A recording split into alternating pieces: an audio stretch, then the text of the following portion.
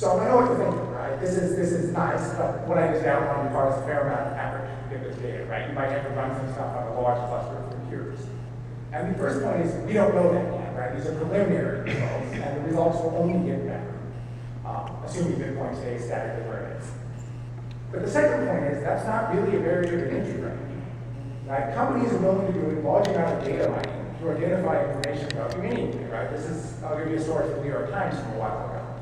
Target does data mining on their customers, just give them targeted coupons that they offer them. And apparently they have a fairly good set of algorithms that would determine when someone was pregnant. Allegedly, they claim they could actually figure this out before the person themselves knew. So that should be really creepy to you and kind of all out. Thankfully, I'm not sure they could actually do that. This is a thorough report. You might be skeptical. But what you should be skeptical of is the fact that they can certainly identify this kind of information once you know you're pregnant. And so Target does this on a regular basis.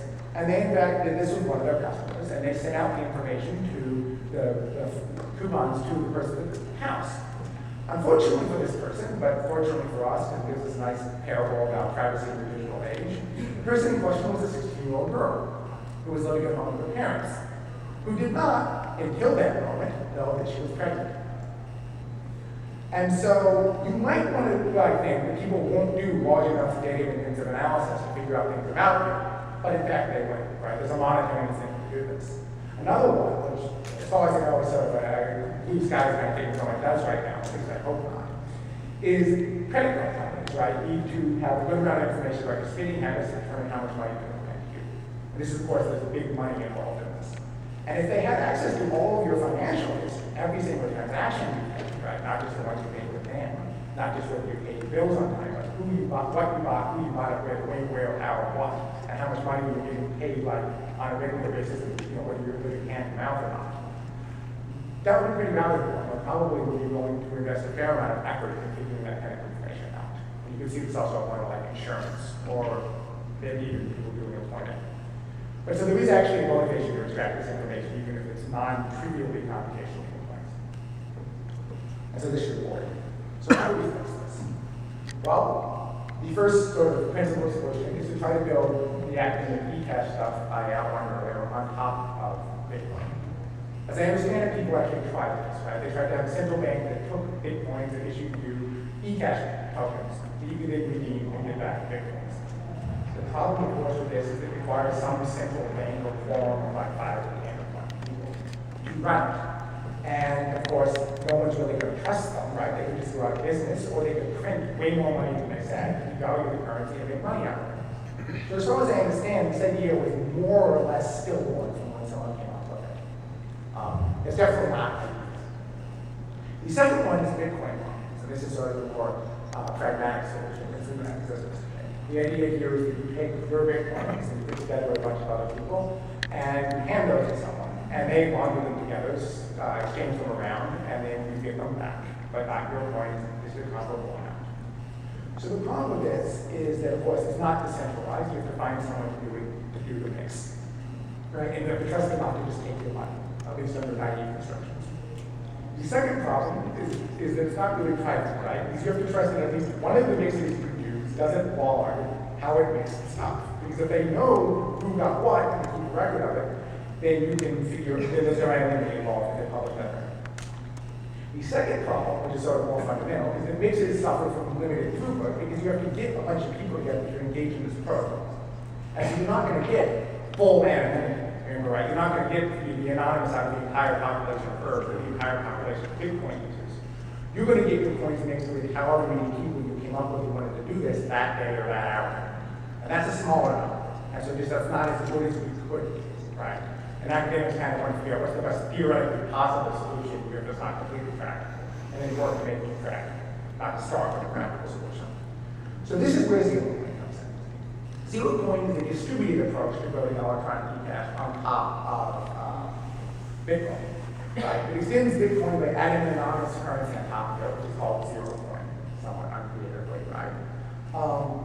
And ZeroCoins are exchangeable for Bitcoins. Just as the US dollar used to be backed by gold, and you can exchange a dollar bill for $1 worth of gold. You can exchange whatever the denomination of ZeroCoins is for the equivalent value of Bitcoins.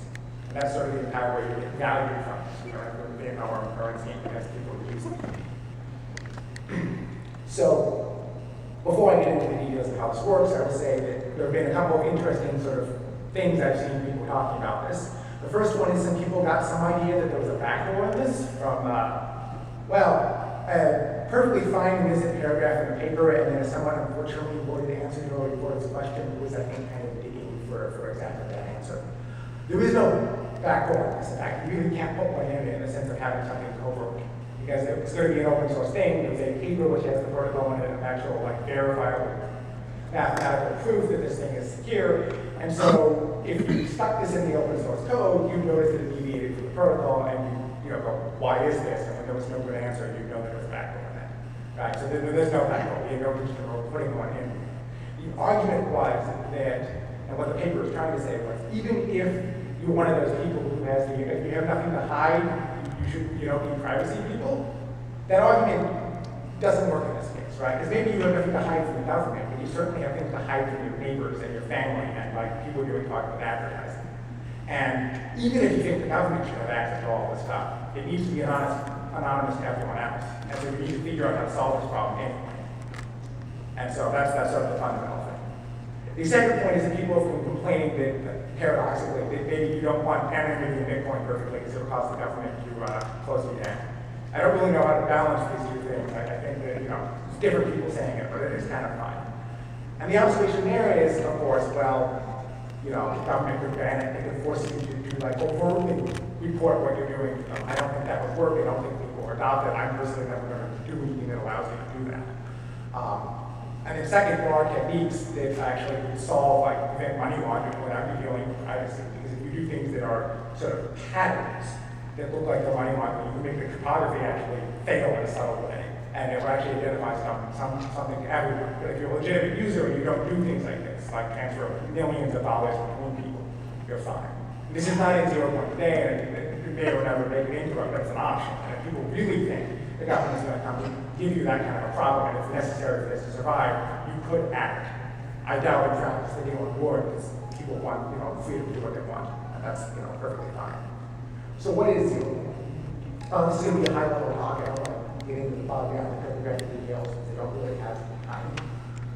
But as I said, ZeroCoin is economically a promising and redeemable for Bitcoin. Cryptographically, it's another opaque envelope containing serial, right? The same double-spending techniques. Right? You get the serial envelope, you can only use it once. If you have to open it, reveal the serial number, you can make as many copies as you want, but that serial number is still the same, and it's still one-time use. So, you start serial number. So how does this actually work, right? Well, we can't use cryptographic techniques. We can't use blind signatures to do this because we have no single thing. Right? There's no one who can hold a sign and key. Right? We want to be able to decentralize system. So instead, we make another long contribution list to figure out another way to make an opaque envelope and make it actually do that. And so we use what are known as cryptographic commitments, the details of which are allowed here.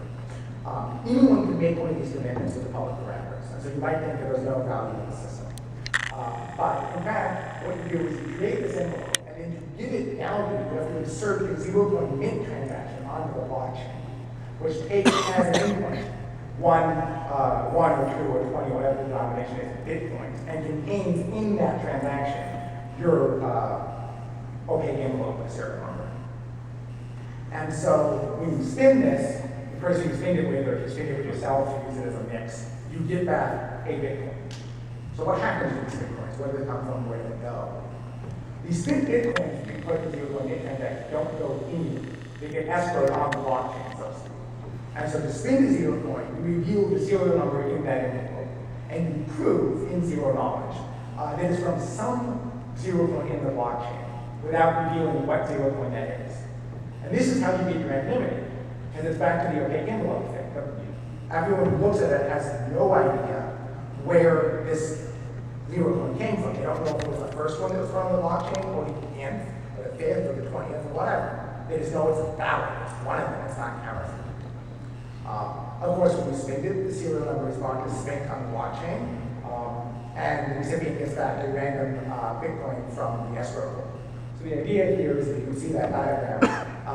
Bitcoin goes into a ZeroCoin, that's the white non-heavy set coins, and think between the two of them is